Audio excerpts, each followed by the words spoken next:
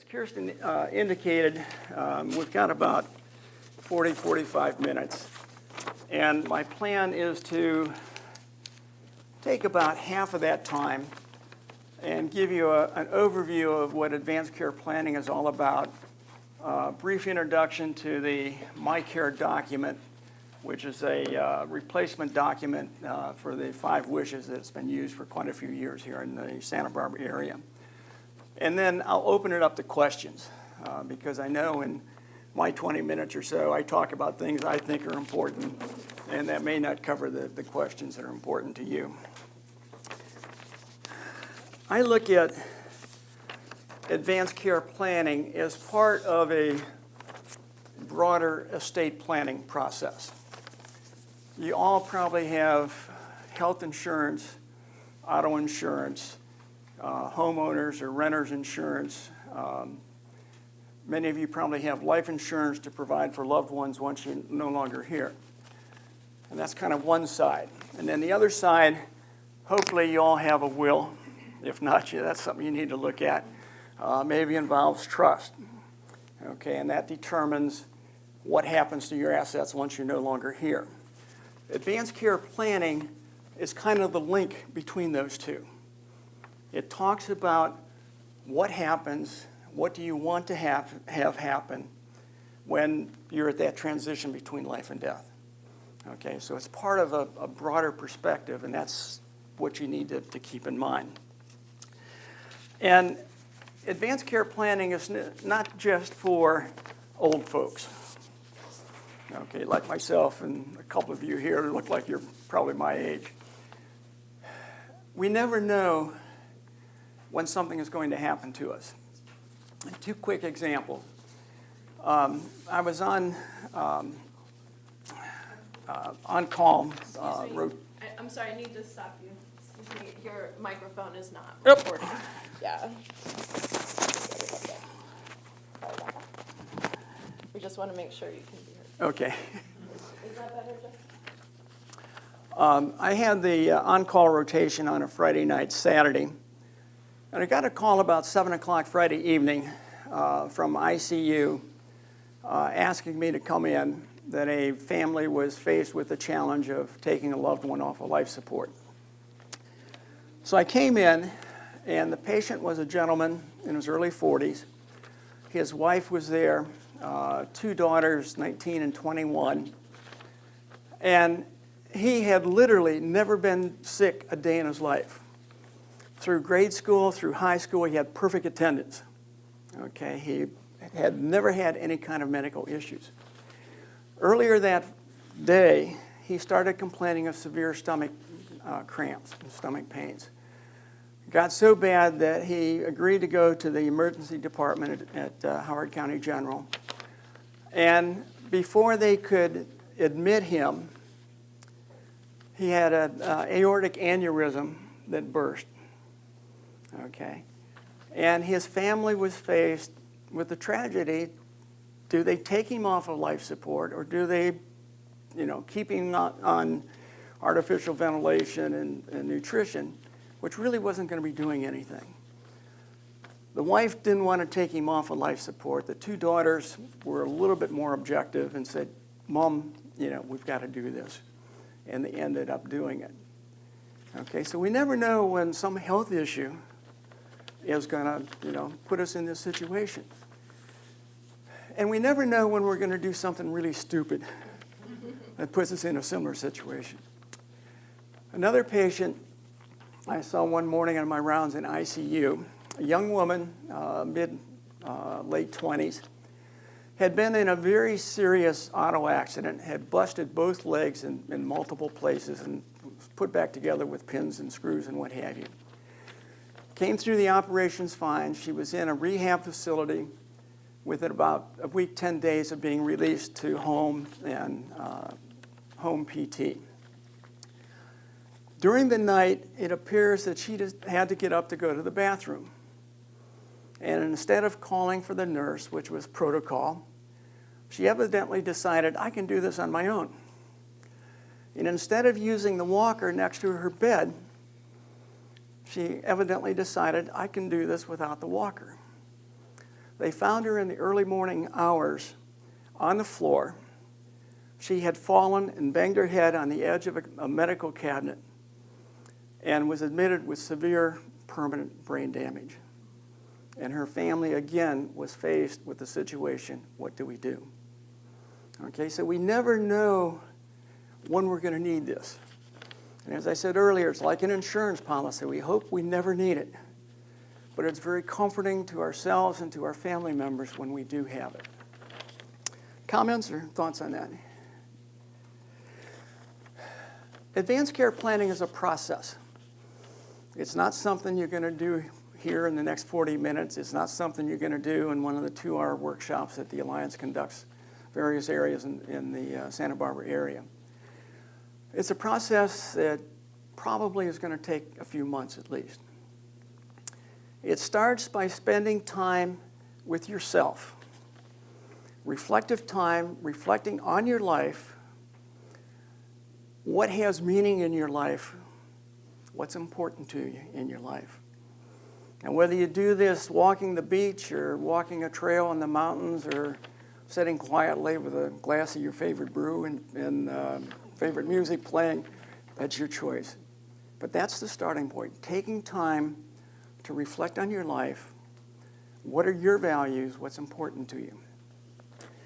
Another key part of the process, particularly if you have a chronic medical condition, diabetes, chronic obstructive pulmonary disease, COPD, kidney problems, whatever, is to meet with your medical doctors and make sure you understand the progression, probable progression of your medical issues and what are some of the options available to you so that you've got pretty good information.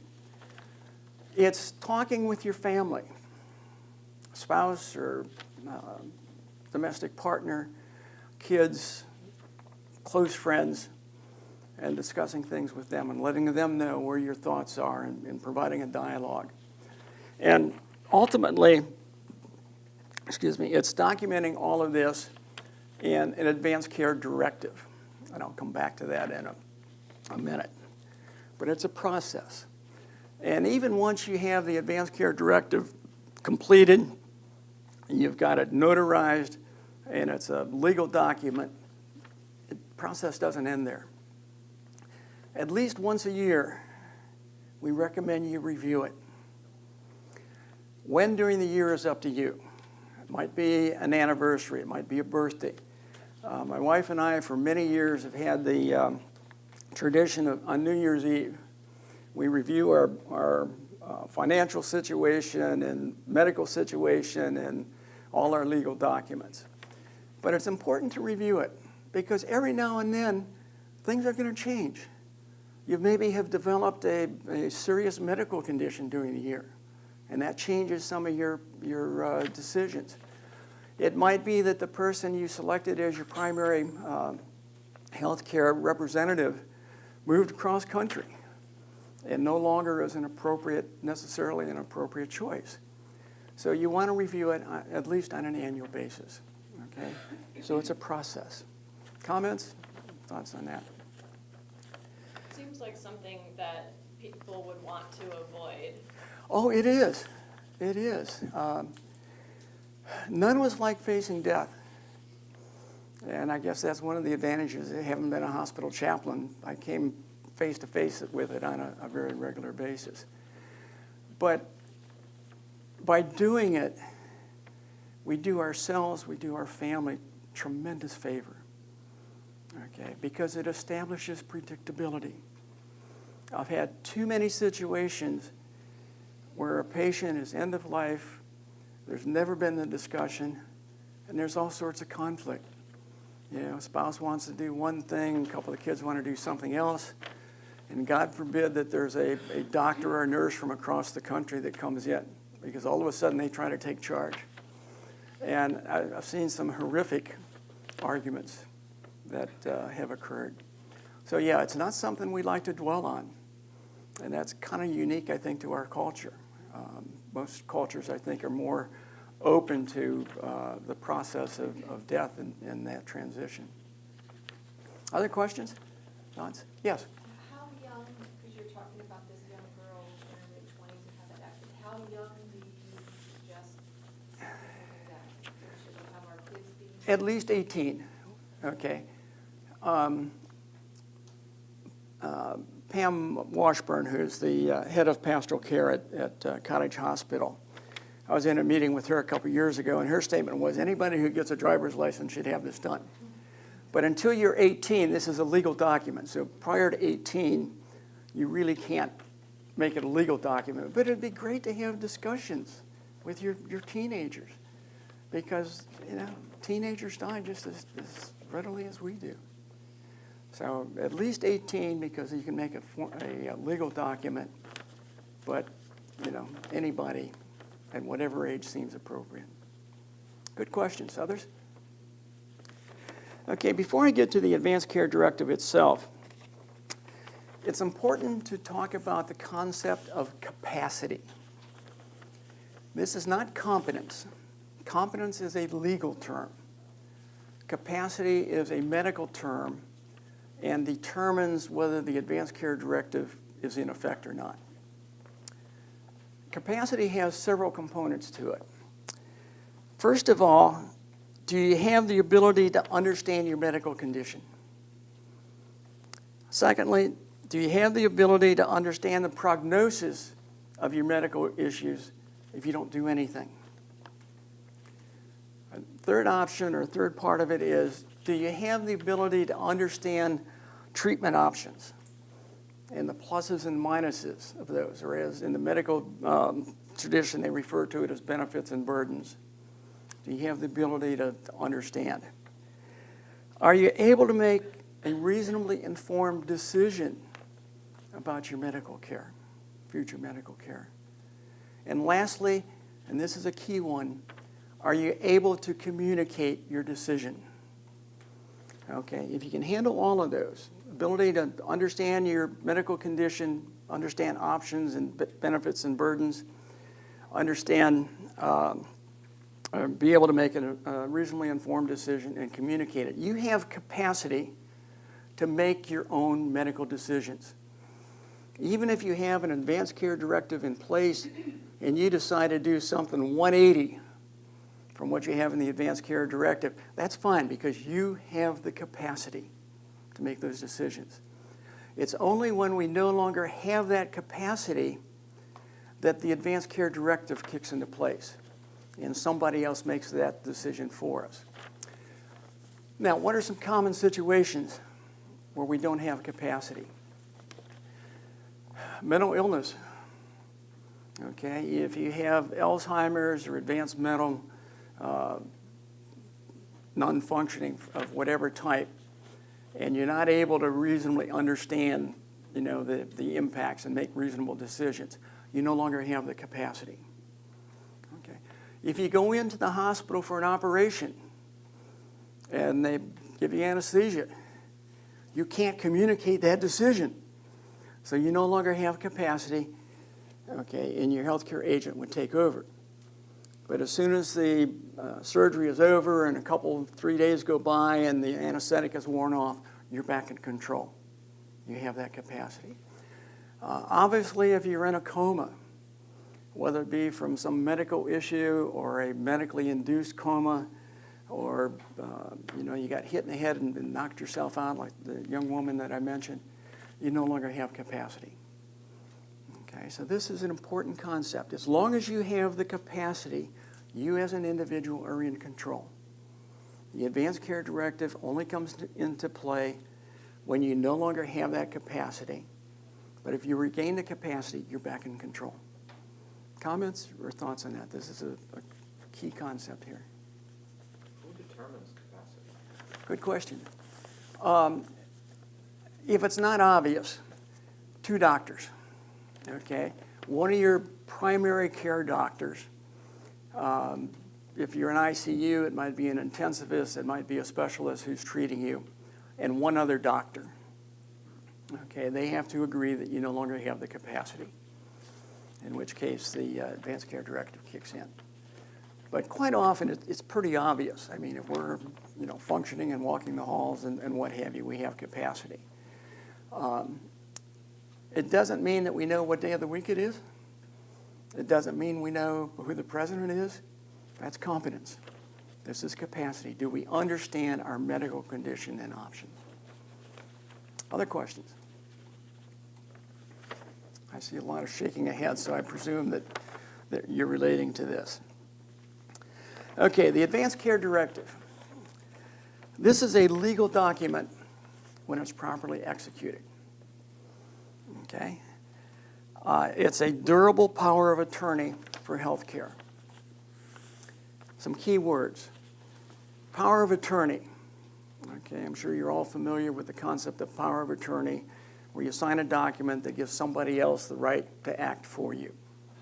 Okay, so this is a power of attorney. But it's a limited power of attorney, limited to health care decisions. Okay, the person you specify as your health care agent can't buy and sell stocks. They can't sell your house. They can't go into your bank account and drain it. They can't do any of that stuff. The only things they can do relate to your health care. Okay? And it's durable, meaning that when you no longer have capacity, it's still in effect. And that's key, because that's what this is all about. Okay, there are many different formats for an advanced care directive. Here in Santa Barbara, for many years, the Alliance and Cottage Hospital has been using the 5 Wishes program that maybe you're familiar with.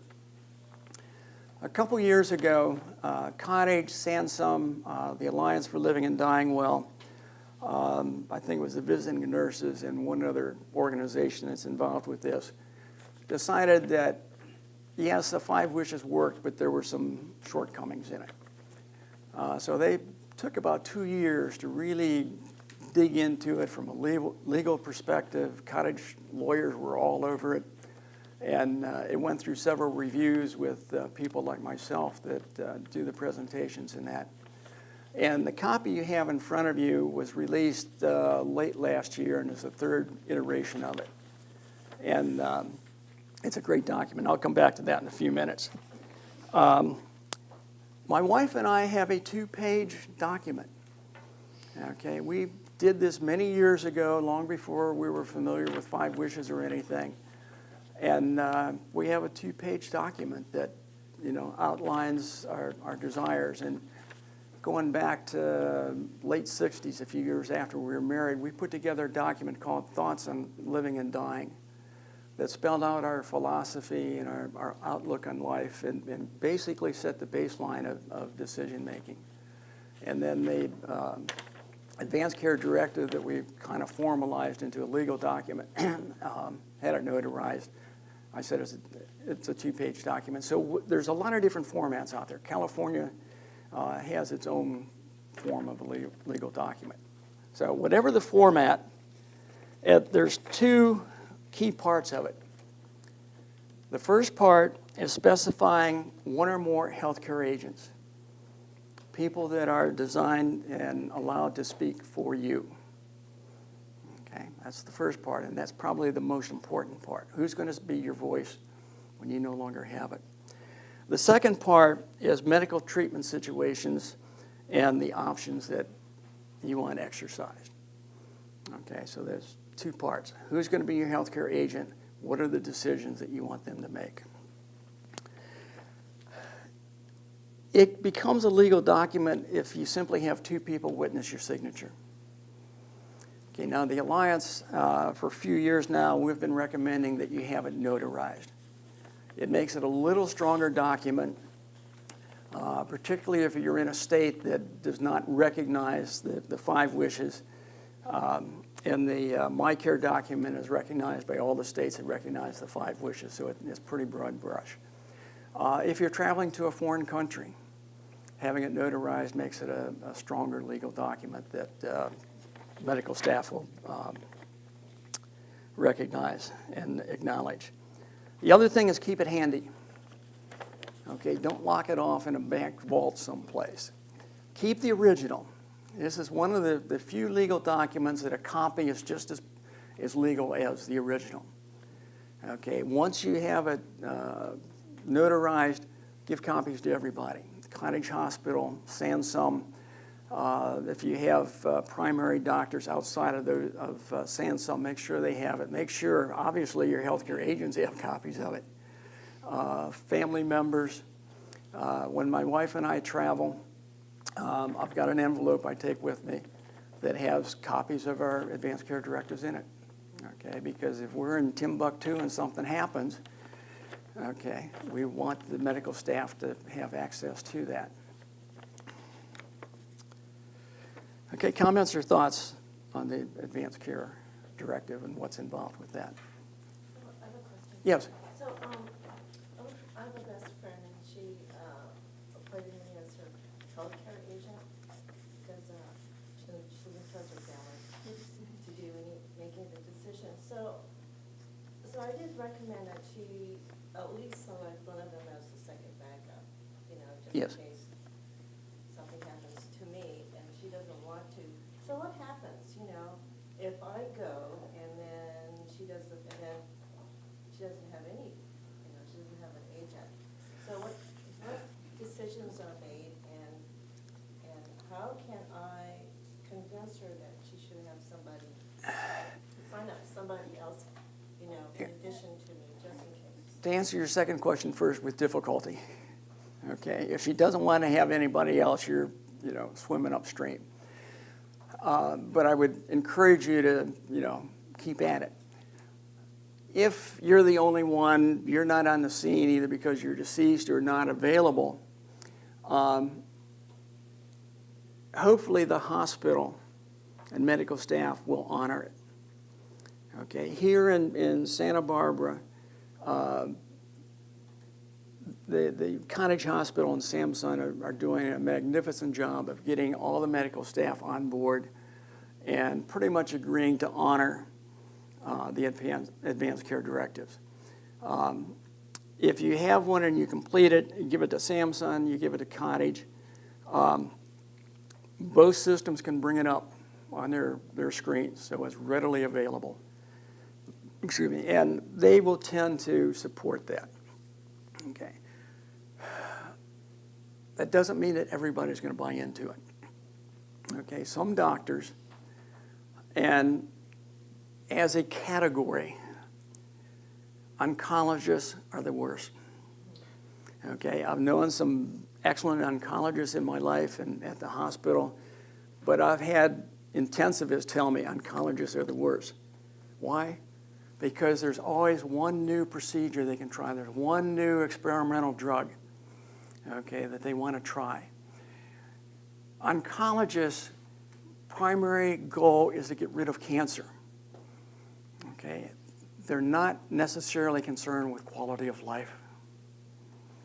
Okay, and a quick story, one of my mentors, a woman who's been in palliative care medicine for many years, is a nurse practitioner. For several years was at Washington Hospital, Washington, D.C., a research hospital. And working with the doctors, trying to get them to become more cognizant of, quality of life. And there was this one patient had throat cancer. And the oncologist kept pushing and pushing and pushing. And they finally got to a point where his vocal cords were exposed. Okay, and his whole throat was exposed.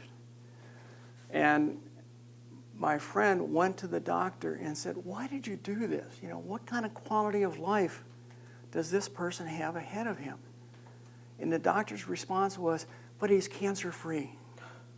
Okay? So as I said, there are a lot of excellent oncologists out there that really relate to advanced care directive, but recognize that they tend to push against it and surgeons are another group. They don't want anybody dying on their watch. Okay? So you can have all of this and, doctors may push against it. Yes? Do you recommend having your spouse as your health care agent, or do you think that often spouses are too emotionally close to the situation? It's going to depend on the spouse and how old you are. Okay, my wife and I are primary agents for each other.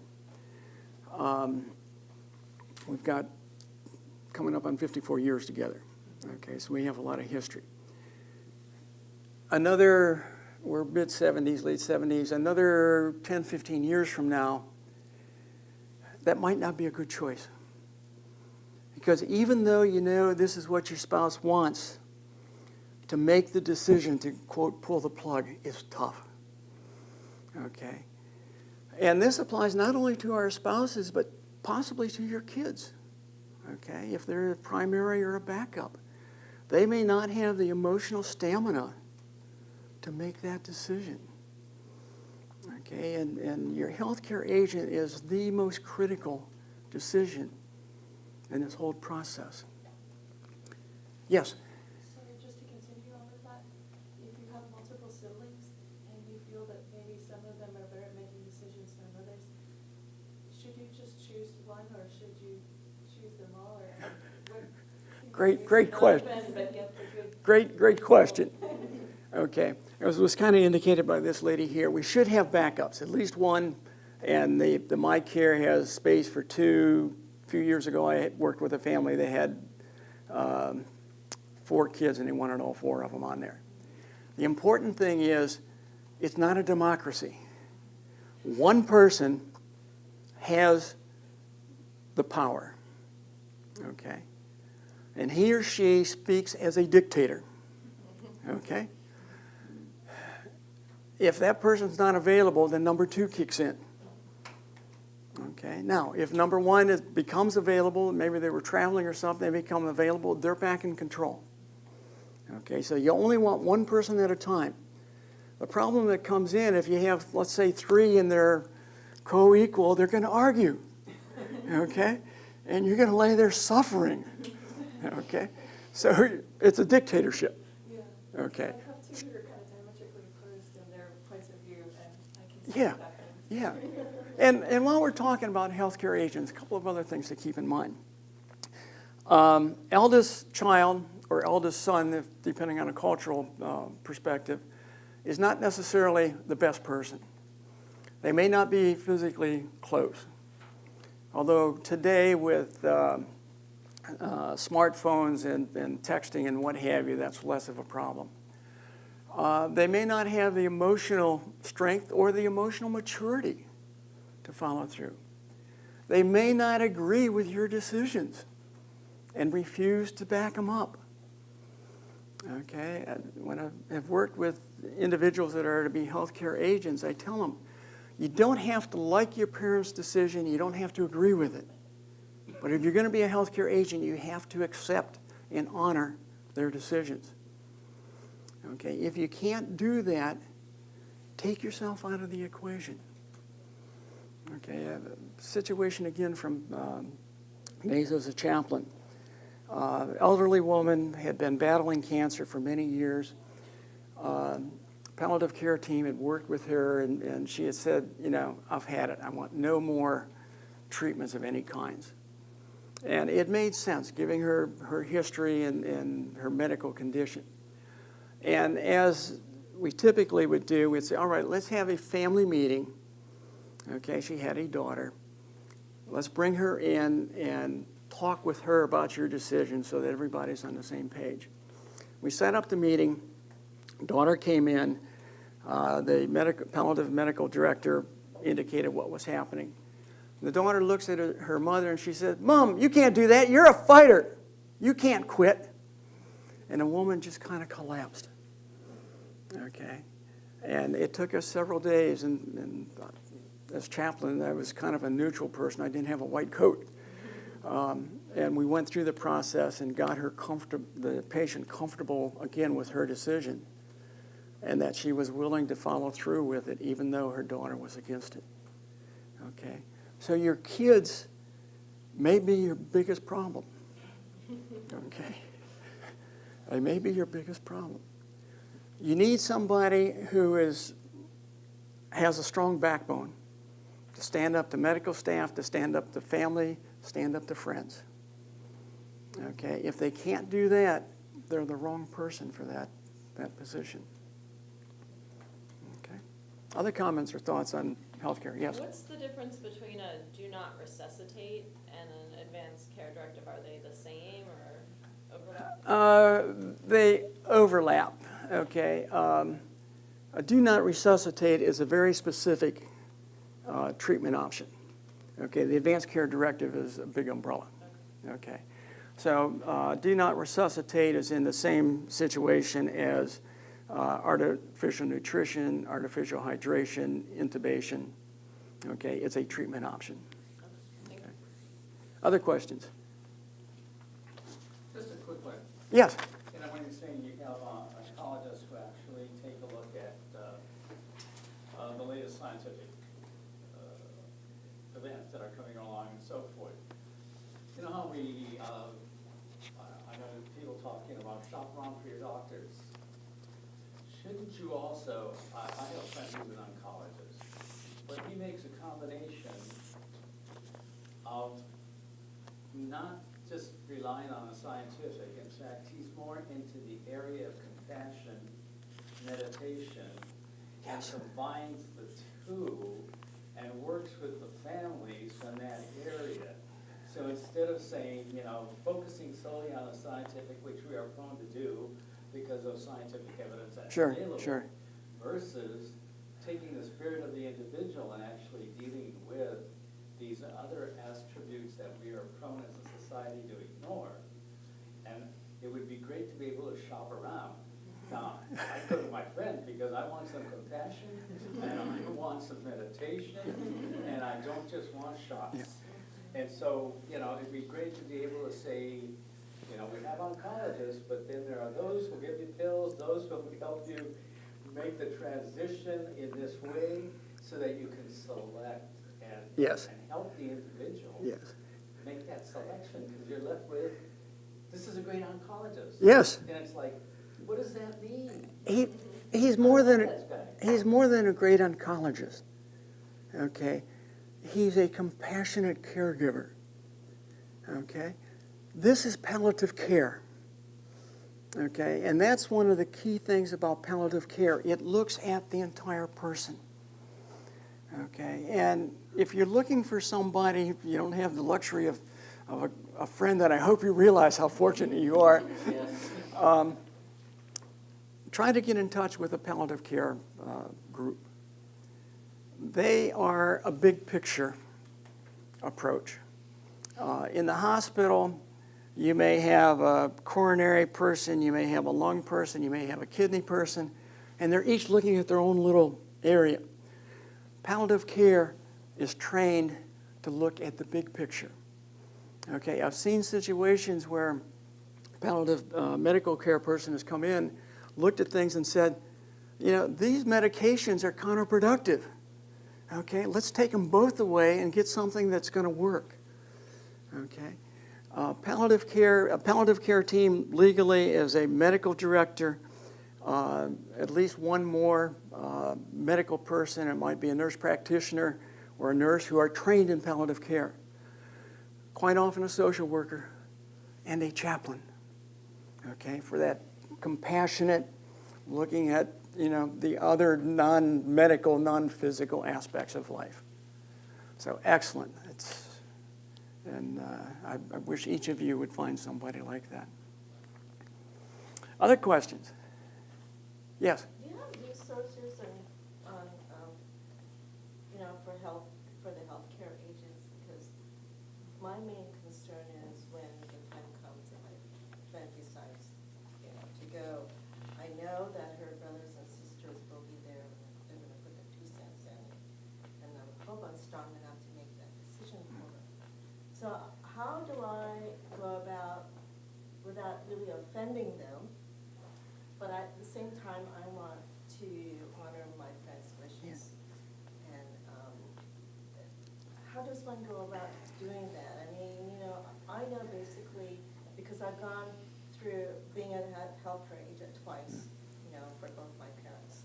And so I you know, that's, for me, I've gone through that part, but not as you know, as the daughter, but not as a friend, right.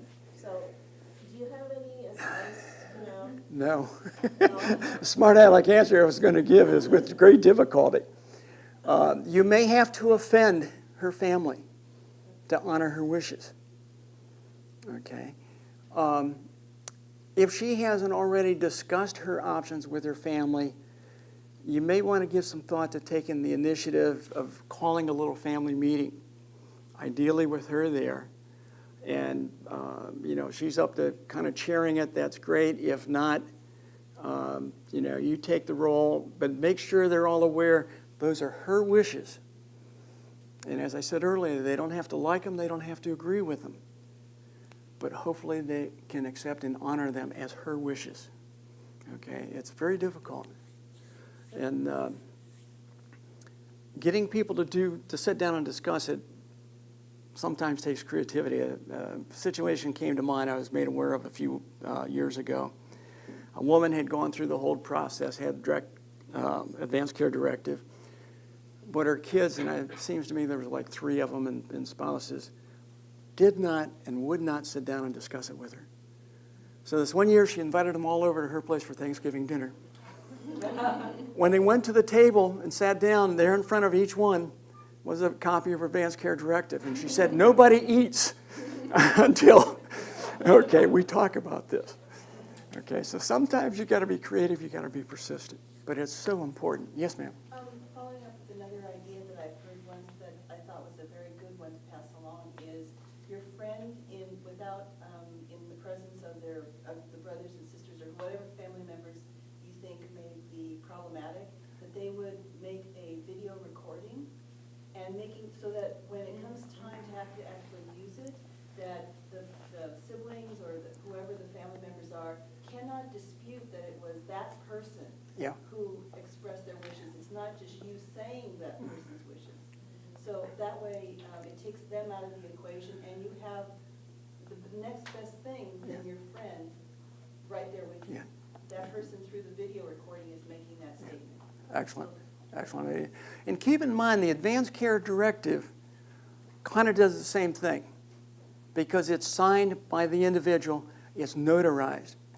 And each item in there where you make a decision, we strongly encourage you to initial it. That way nobody can come back and say, well, Mom didn't realize what this was all about, or Dad didn't agree. If your initials are there, it says that you read it, you understood it, and you agreed with it. But yeah, videotaping is an excellent idea. Other questions? What's the difference between doing something like this or putting something in your will or your trust? Because a will and a trust doesn't get executed until after you're dead. So then, because my mom had, as part of all of the legal documents, it wasn't anything like this, it was all just typed up in paragraph format through the attorney's office. That does the same. It did the same thing, but I'm just wondering why. It should be a separate document, and there's no problem getting lawyers involved. In fact, there's one lawyer that's volunteered with the Alliance that has been very instrumental in the new My Care document. But it should be a separate document. If it's stuck in the middle of the will or into a trust, those only get executed basically once you're dead. Okay? The advanced care, go ahead. So pulling those pieces out with the signature wouldn't be as effective as having something like this? I'm just. I don't think. Again, advanced care directive is when you're making that transition from life to death. Okay? And it's got to be available when you're alive. Okay? Once you've died, an advanced care directive is useless. Right, I understand. Okay, yeah. Without more specifics, I can't give you a definitive answer, but basically you want this outside of any kind of wills or trust. I don't know if you all know that, our legal insurance, ARAG, if anybody has that, they have this whole section of essentially do-it-yourself legal documents like that, and they do split it out of, a will, a trust, an advanced care directive, but they also say you can do all of them and then put them together. So it is one complete document that you can then pull the pieces out. But if you have ARAG, or if you don't, I recommend it. But it's really great because it's all California. It has all the legal language for California, and it's literally like fill in the blank, and then Yeah. so there's another way to do it that Yeah. can also be Yeah. legally. Yeah, on my computer, I've got a file that says estate planning. And within that, we've got our advanced care directives, we have our regular powers of attorney, we've got our wills. It's all part of that, but they're individual documents. Okay. Okay, in the few minutes I've got left, I want to talk about the MyCare document very briefly. Okay, on the front of that or on the back of it, I want you to write down the following website. It's mycare.cottagehealth.org. That's mycare.cottagehealth.org. Again, mycare.cottagehealth.org. And to me, this website is the best thing that's come out of the process of redoing kind of a generic advanced care directive. This website has a downloadable, fillable PDF file, okay, which is something that the Five Wishes did not have. Okay, it's free. You can fill it out. You can, print it, distribute it, whatever. But in addition, it's got a tremendous amount of information. It's got information out there about a healthcare agent, some of the things to keep in mind and some of the duties. It's got very good information on CPR and resuscitation or not, on artificial hydration, artificial nutrition, intubation. Okay, tremendous information, educational information. It's got a series of frequently asked questions that covers a lot of the types of things that have been coming up here this afternoon. So it's an excellent starting point of doing this.